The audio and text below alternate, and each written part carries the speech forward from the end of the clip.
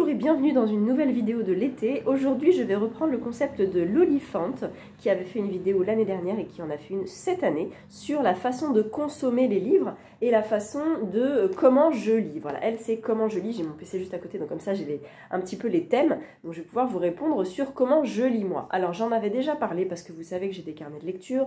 Je lis autant du papier, enfin je lis plus de papier, mais je lis aussi sur numérique, j'écoute des audiobooks. J'ai une wishlist énorme, j'ai une palle toute petite. À l'heure où je tourne cette vidéo, on est fin mai, donc voilà, j'anticipe beaucoup. Oh, j'imagine que dans un mois et demi, ça n'aura pas beaucoup changé, mais peut-être la taille de ma palle aura un petit peu changé. Donc je vais vous faire comment je lis version 2024, en sachant que je vais peut-être redire des choses que vous savez déjà, mais au moins vous allez avoir tout le détail. La première partie, c'est diversifier sa wishlist et sa palle. Alors moi, ma palle, je fais le choix de la diminuer drastiquement, voire de la faire disparaître. Je n'en veux plus. Je veux aller en librairie librement avec ma wishlist sous le bras et dire « Tiens, aujourd'hui, j'ai envie de lire ça, j'ai plus de livre dans ma palle, enfin, j'ai plus rien à lire, j'ai envie de lire ça. Allez, je m'achète le livre et je le lis instantanément. » Donc ça, c'est mon rêve ultime de lectrice. Je ne peux pas faire ça, bien sûr, parce que aussi je reçois des services presse, c'est compliqué, parce que j'achète un petit peu en librairie, un petit peu en salon, voilà. Mais dans l'idéal, vraiment, je voudrais avoir une palle à 5 et choisir librement les lectures. Les plannings de lecture que j'ai vont rester comme tels parce que je vais y inclure des livres que j'ai envie de lire mais qui ne sont pas forcément dans ma palle. Je pense notamment à cet été, alors quand vous verrez cette vidéo, vous en saurez peut-être plus justement sur ma palle de l'été. Mais par exemple, cet été, je voudrais lire La Princesse d'Aragon de Philippa Gregori et il est dans ma wishlist. Il n'est pas dans ma palle, mais je vais l'acheter là pour cet été. Donc il est déjà programmé pour le mois d'août, parce que je le lis aussi avec Ludivine et probablement d'autres. Et je l'ai déjà mis, en fait. Donc il est déjà programmé. Donc ça veut dire que même s'il n'est pas dans la palle, il est déjà programmé. Donc je vais prévoir de l'acheter. Ma wishlist a à peu près 150 livres. Et j'aimerais que ma wishlist devienne ma palle numérique, voilà, avant de pouvoir aller en librairie et de choisir un livre.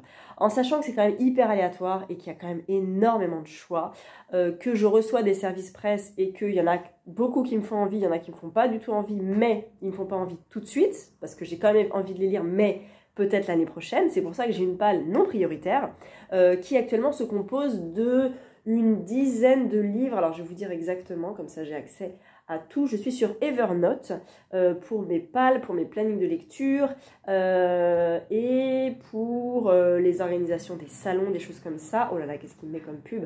Oui, je ne veux pas d'abonnement. Est-ce qu'il va me trouver? Oui. Donc, ma palle. J'ai une colonne SP et une colonne achat et cadeaux. Et le document ne veut pas s'ouvrir, bien sûr. Si, c'est bon. Alors, donc, dans la palle achat cadeau, ah bah j'ai pas mis, tiens, j'aurais dû mettre ça, en fait. Je ne suis pas... Ah, qu'est-ce qui s'est passé? Hein, mon Dieu. Je fais des bêtises. Je ne suis pas du tout pro, hein. Vous le savez maintenant. Ça, c'est pas un service presse. Je vais agencer un petit peu tout ça. Voilà, j'y vois un petit peu plus clair. J'ai donc une palle, une colonne service presse et une colonne achat cadeau. Dans ma colonne service presse actuellement, j'ai 4 romans et dans ma colonne achat cadeau, j'en ai 7. Donc ça fait 11 livres. En sachant que là, actuellement, je lis un Cozy Mystery et qu'après, je vais lire La Colère. Qu'au mois de juin, je vais normalement diminuer encore la palle, que je vais recevoir des livres, évidemment. Donc ça, c'est ma palle prioritaire. J'ai 11 romans dans ma palle prioritaire. Dans la palle pas prioritaire, j'en ai. Alors j'en ai que j'ai pas encore reçu, que j'ai prévu en fait. Donc que j'ai anticipé, que j'ai déjà mis dans la palle pour pas qu'il y ait comment dire, de mauvaise surprise à la réception de ça. Donc j'en ai déjà mis 2, que je ne citerai pas, dans la palle non prioritaire, en sachant qu'elle va quand même devenir prioritaire parce que je veux le lire cet été. J'en ai donc 2, 4, 6, 8, 10, 11, 12. J'en ai 13 même. 13 SP. Pas prioritaire, et 3, 6, 8 achat cadeau. Donc 8 et 13, 21. Donc 21. Donc en tout, j'ai 32 livres dans mes palles. Voilà, ce qui est vraiment pas énorme. Ma palle prioritaire comporte 11 livres. J'espère vraiment la diminuer drastiquement, surtout cet été parce que je fais un no-buy à 0. En fait, vraiment, j'aimerais beaucoup tout lire cet été. En sachant que quand elle sera à 0, je vais basculer des livres de ma palle non prioritaire dans ma palle prioritaire pour que petit à petit, finalement, tout soit lu.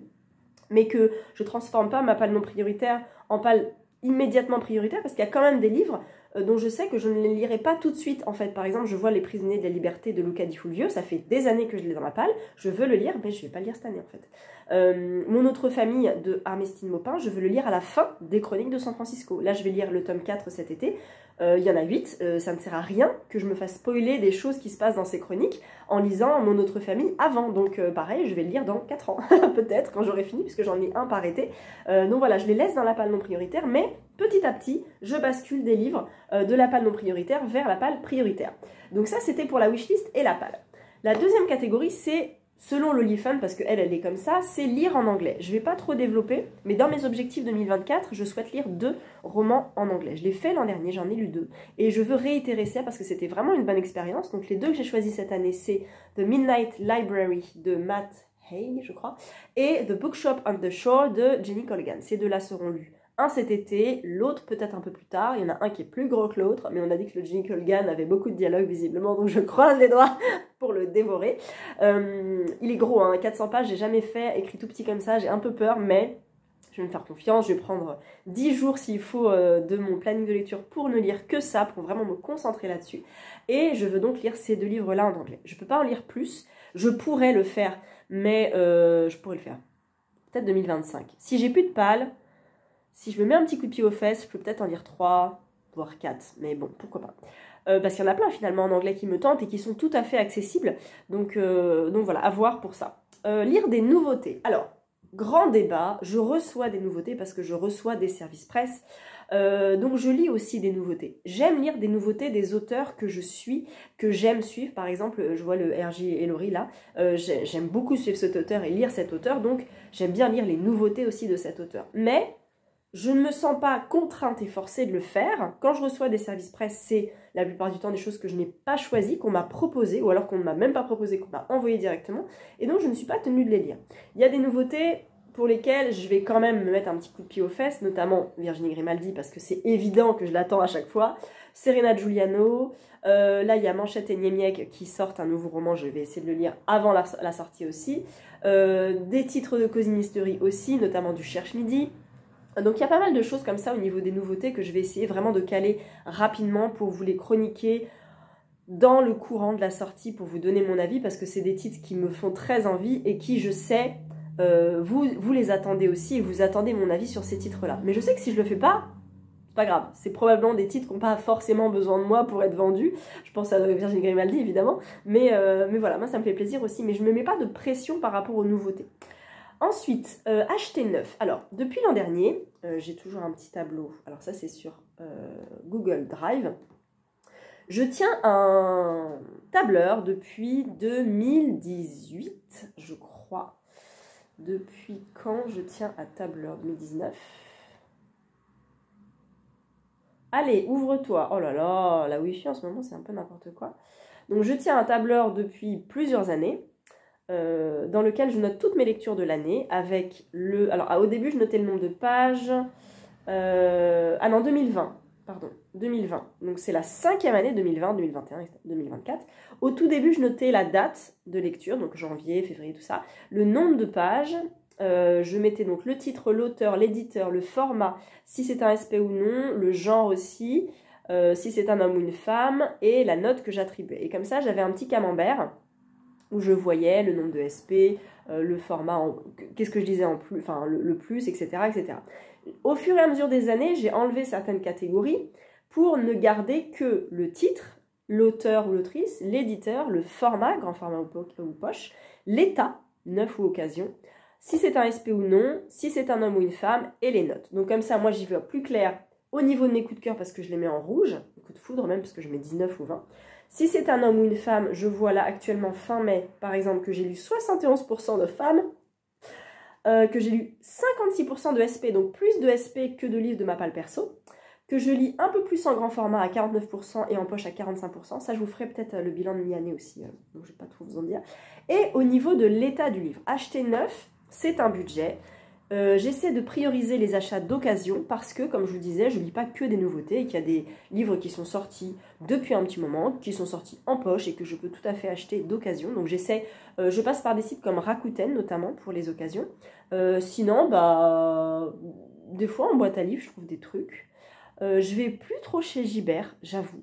Mais voilà, j'essaie de quand même me dire si ce livre-là me tente, est-ce qu'il est disponible à l'occasion ? Tant qu'à faire. Je pense notamment à un bouquin qui s'appelait Les voleurs d'innocence, chez Gallmeister. Quand il est sorti, tout le monde l'a élogé, tout le monde a fait des éloges de fou sur ce bouquin, je voulais le lire, et ça n'a pas désempli. Je n'ai pas vu de critique négative sur ce bouquin, et je me suis dit, ok, bon allez, il me tente bien, mais c'est Gallmeister, il est au moins 24 ou 25 euros, je crois, donc on va se calmer, on va voir s'il est d'occasion. Et j'avais mis une alerte, je crois, à 15 euros, un truc comme ça. Depuis, il est sorti en poche. Donc les occasions sont moins chères, évidemment, enfin en grand format, mais je préfère quand même le prix poche, puis la couverture est vraiment très très jolie. Donc j'ai aussi une alerte, mais je reçois des notifications, tel bouquin a atteint votre alerte, donc je le vois régulièrement, et pourtant je ne l'achète pas. Ça veut quand même dire que j'en ai pas besoin maintenant, donc ça vaut quand même le coup parfois d'attendre finalement une occasion, de l'acheter en occasion, parce que c'est carrément possible, parce que encore une fois c'est un budget, et puis parce qu'on consomme plus responsable, entre guillemets, au niveau du livre, mais j'ai envie de soutenir mes libraires. Donc, c'est toujours un petit peu délicat. Donc, je vais quand même en librairie acheter un peu de neuf. Je reçois du neuf parce que je reçois des services presse, mais j'achète aussi un petit peu en occasion. Voilà, donc c'est compliqué comme question, mais j'essaie quand même d'acheter en occasion. Là, occasion, cette année, c'est pas dingue.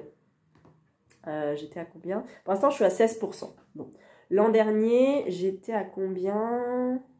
14%. C'est un poil plus, bon, on est à la mi-année, hein, mais bon. Voilà. Ensuite, on est où? On est là. Lire à l'instinct. Alors, ça fait 4 ans. Ça fait 4 ans. Je pense au Covid, mais ça fait 4 ans que je tiens des plannings de lecture. C'est quelque chose dont j'avais déjà parlé plein de fois. C'est Estelle qui nous l'a un petit peu mis en place à l'époque.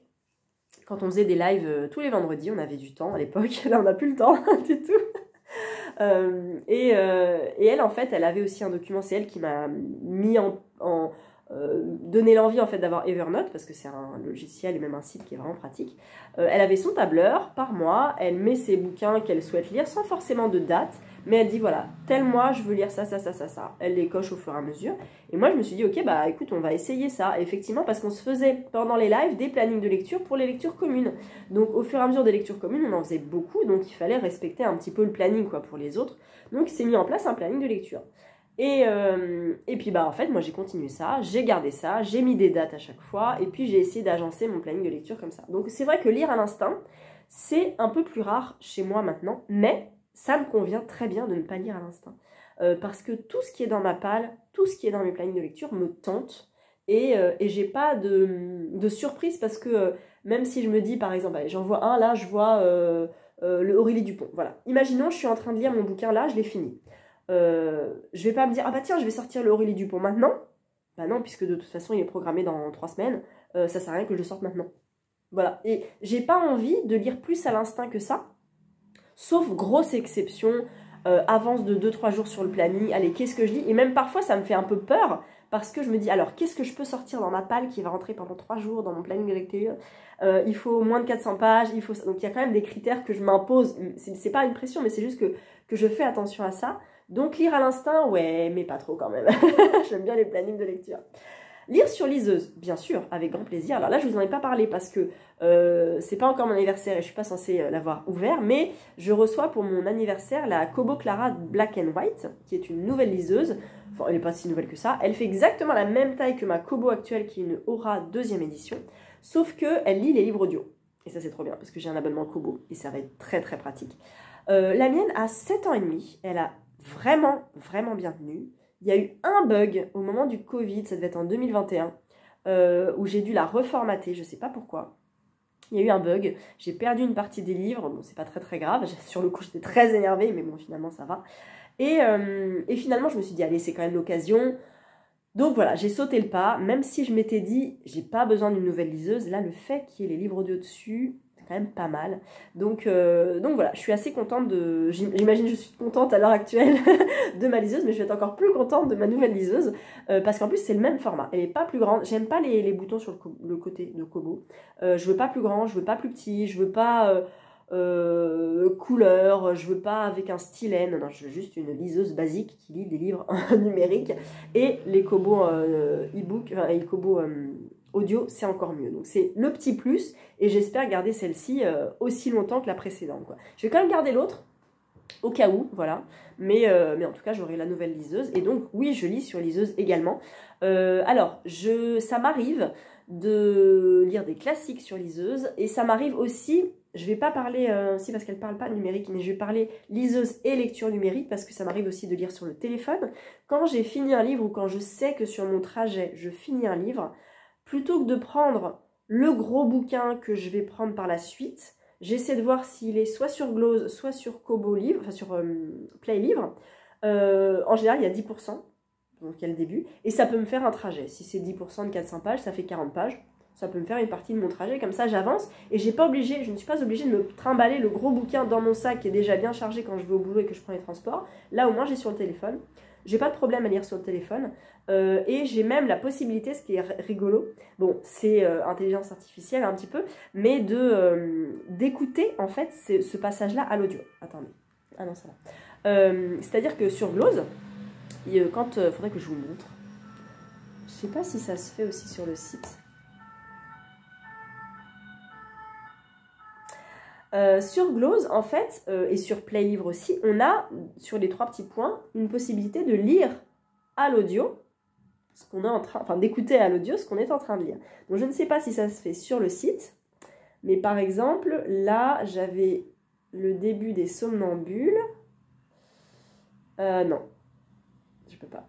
Bon, c'est pas grave. Mais en tout cas, navigation, non, c'est pas ça. Donc sur le site, en fait, sur l'application, on a possibilité de passer à l'audio, en sachant que c'est une voix un peu d'ordinateur, sans trop d'intonation, qui bug un peu sur certains noms, parfois, mais ça peut dépanner.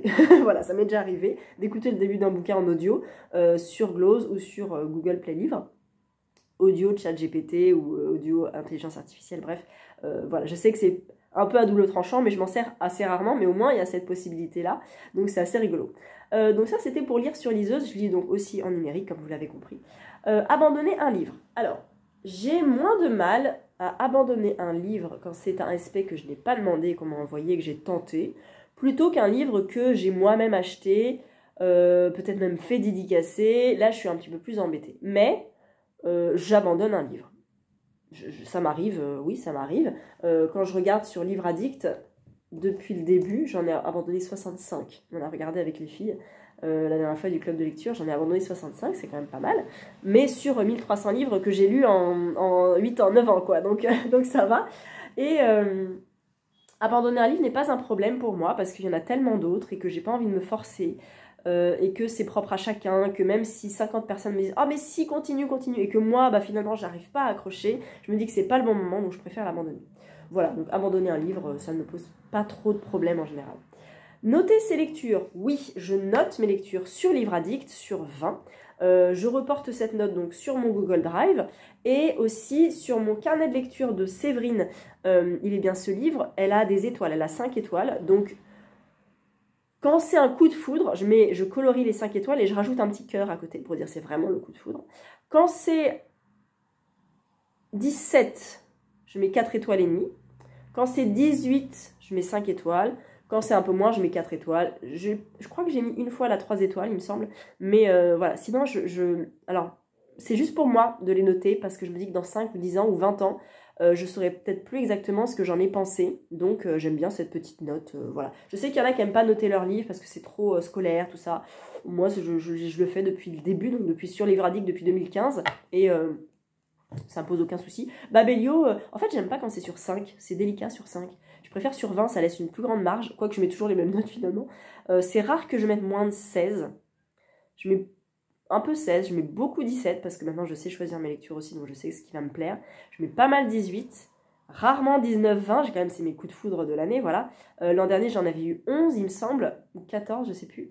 Mais voilà, je note mes lectures, ça ne me pose pas de problème. Donner un avis à froid, ça j'adorerais le faire plus, mais parfois quand je ferme un bouquin, je suis dans le métro, ou il est 23 h, ou je suis avec des gens, enfin voilà, ça m'arrive pas souvent de pouvoir donner un avis à froid en refermant mon bouquin en disant « Oh, c'était génial » ou « Ah, c'était trop nul », mais j'aimerais le faire plus souvent, mais je sais que c'est pas possible, donc je ne peux pas le faire plus souvent. Voilà pour comment je lis. Alors, elle avait fait aussi une autre vidéo, je vais essayer d'aller, je vais vous la retrouver là. Aujourd'hui, elle avait parlé aussi... elle n'a pas du tout... Ok, très bien. Elle n'a pas du tout... Ok, elle n'a pas catégorisé sur YouTube. C'est pas grave. En fait, elle parlait de comment un livre parcourt le chemin de la librairie jusqu'à ma bibliothèque, jusqu'au moment de le lire, jusqu'au moment de le noter, etc., etc. Donc, je vous le fais rapidement. Quand je vois un livre, soit je le mets dans la wishlist, soit je le note parce que j'ai une wishlist aussi sur Evernote, qui est une wishlist prioritaire, on va dire, que je sélectionne vraiment ceux qui me font envie. Une fois qu'il est dans la wishlist, s'il passe dans la palle, donc j'essaie de l'acheter, soit je l'achète en occasion, soit je l'achète en neuf, soit je fais pas trop ça, mais parfois je peux le faire. Si c'est un éditeur que je connais, je peux peut-être lui demander est-ce que par hasard vous avez encore un exemplaire. Des fois il me l'envoie, des fois pas. Mais je le fais rarement finalement. Donc une fois qu'il est dans ma palle, je vais le programmer, je vais le mettre dans mon planning de lecture. J'essaie maintenant de programmer les livres en fonction de leur arrivée, de ne pas faire traîner trop longtemps un livre dans la palle, parce qu'il y en a qui sont dans la palle depuis un petit moment et que j'aurais dû programmer depuis un petit moment aussi, que j'ai repoussé. Et finalement, c'était un petit peu dommage. Donc j'essaie vraiment maintenant de les programmer rapidement, en sachant que j'ai une petite palle, donc je peux tout programmer presque sur 2 mois, donc c'est pas mal. Et donc du coup, c'est le planning de lecture qui arrive ici, et après, je regarde mon agenda, je sais qu'est-ce que je lis, je sais ce que je lis au mois de juin, par exemple, donc je vais préparer potentiellement ma palle, je vois à peu près lesquelles c'est, et puis je vais organiser aussi le nombre de pages en fonction du nombre de jours, en sachant que je suis plutôt globalement sur une centaine de pages par jour. Ça peut être beaucoup plus, ça peut être beaucoup moins, mais globalement c'est comme ça. Un thriller ne se lit pas à la même vitesse qu'un classique, quoique le Thérèse Raquin, je l'ai dégommé en 2 jours, qui faisait 300 pages. Voilà, je sais maintenant à quelle vitesse je lis aussi. Donc je sais le nombre de jours qu'il va me falloir pour lire un livre. Aussi, rentre en compte mon boulot. Est-ce que j'ai beaucoup de trajets en voiture? Donc ça va être plutôt mon livre audio. Est-ce que j'ai beaucoup de trajets en transport? Est-ce que j'ai un temps entre 2 cours, par exemple? Des fois j'ai des cours en école, j'en ai un le matin, un l'après-midi, j'ai 2 ou 3 heures de pause entre les deux, donc je sais que là je vais pouvoir lire. Est-ce que c'est un week-end? Les week-ends je peux moins lire, mais je sais que j'ai le créneau du samedi matin où j'emmène mon fils à la musique, donc là j'ai cette heure là de dispo pour lire. Mais le dimanche on est plutôt en famille, donc je lis beaucoup moins le dimanche. Donc c'est pour ça que par exemple un livre qui va faire 400 pages, je peux me le programmer sur lundi, mardi, mercredi, en sachant que je l'aurai peut-être fini mercredi dans la journée, que je commencerai un autre mercredi soir, ou alors jeudi, vendredi, samedi, dimanche, parce que je sais que de toute façon le dimanche je vais très peu lire et peut-être que je terminerai ce livre-là. Ça c'est propre à moi, c'est propre à chacun, à son rythme de lecture. Il y en a qui lisent 200 pages par jour, il y en a qui lisent 30 pages par jour, donc voilà, ceux qui font des plannings de lecture, je pense, agencent un petit peu plus aussi enfin pas plus, agencent leur temps de lecture et la taille du livre en fonction du temps de lecture. Enfin, je sais pas si c'est très clair ce que je dis, mais voilà, en fonction de ça. Donc, une fois qu'il est dans mon planning de lecture, il est prévu, je le prends, je le lis. Je mets des post-it durant ma lecture et j'essaie de prendre des notes aussi durant ma lecture, de noter soit des actions, soit les personnages, soit ce qui me semble un petit peu suspect. Donc ça, je le fais sur le téléphone, sur le bloc-notes, en fait, Samsung Note. Que après je vais mettre sur mon carnet de lecture de Séverine justement, puisque je fais des résumés spoilants de mes livres sur ce carnet de lecture là. J'en avais d'autres l'année dernière, il y avait un petit peu plus de place, là il y en a un petit peu moins, donc j'essaie d'être concise parce qu'il y a 6 lignes seulement. Une fois qu'il est lu, je reprends mes notes, je note tout ce que... attention parce que c'est des résumés spoilants, donc regardez pas trop. Mais donc il y a le titre, l'auteur, débuter le, fini le, édition, le genre, le nombre de pages, est-ce que j'en ai parlé sur YouTube, sur Instagram ou en blog, est-ce que je l'ai lu en papier, en e-book ou en audio. Et donc les fameuses 5 petites étoiles. Et après je mets mon petit résumé. Alors qu'est-ce que je pourrais vous lire qui n'est pas trop spoilant? Alors par exemple, la civilisation du poisson rouge, j'ai mis une phrase, essai sur la concentration et le temps passé sur les réseaux, écrit en 2019. Voilà, c'est tout, mais je sais en fait que j'ai mis pas mal de post-it Et si je veux reprendre le bouquin, j'ouvre le bouquin, je lis les post-it et je sais. C'est un essai, donc c'est un petit peu difficile. Shining, j'ai écrit classique de King, relecture. Là, je spoil. Et je mets la toute fin, en fait. Pour me rappeler, mais même si complètement je me rappelle. Vous voyez là, sur cette page-là, il y a 2 coups de foudre. La double vie de Dina Miller et Ne vois-tu rien venir de Amélie Antoine. Donc voilà, une fois qu'ils sont lus, j'essaye de m'avancer au maximum en sachant que là, je suis quand même un petit peu à la bourre parce que je suis qu'au mois d'avril, fin avril, et j'ai tout un mois de lecture à écrire. Mais je prends quand même des notes durant ma lecture pour après pouvoir écrire le résumé spoilant. Une fois qu'il est terminé, eh ben, je l'enlève de Livre Addict, je le note, je l'enlève aussi de Babelio parce que maintenant j'ai l'appli Babelio, je l'enlève de ma palle aussi, de mon planning de lecture, enfin je le colorie sur mon planning de lecture comme ça, il est lu, c'est bon, et je passe à la suite. Voilà, donc c'est aussi simple que ça. Et je garde mes livres. Je ne vais pas garder ceux que je n'ai pas aimés, je les mets en boîte à livres.